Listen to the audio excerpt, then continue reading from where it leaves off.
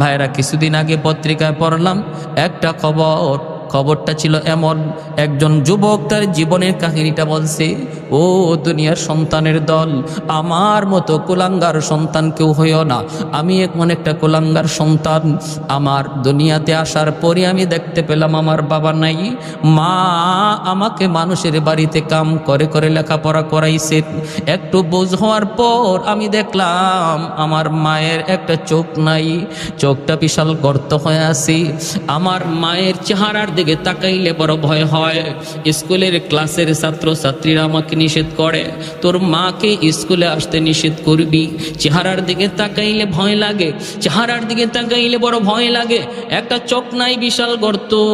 আমি মাকে বললাম, মা তুমি স্কুলে যেও না।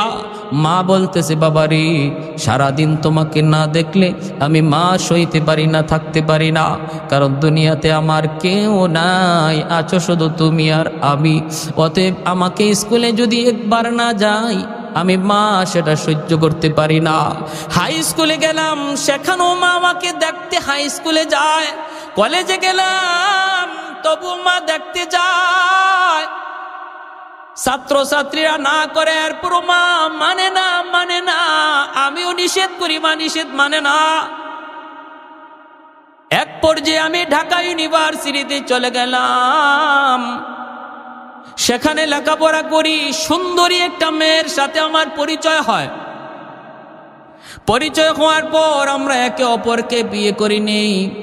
আমি ঢাকা শহরের রং বেরং দেইকা মার কথা আমি সন্তান ভুলে যাই। আমি আমার বউনিয়া সংসার শুরু করে দিছি, অথচ গ্রামের দক্ষিণী মায়ের কথা আমি ইয়াদ করলাম না।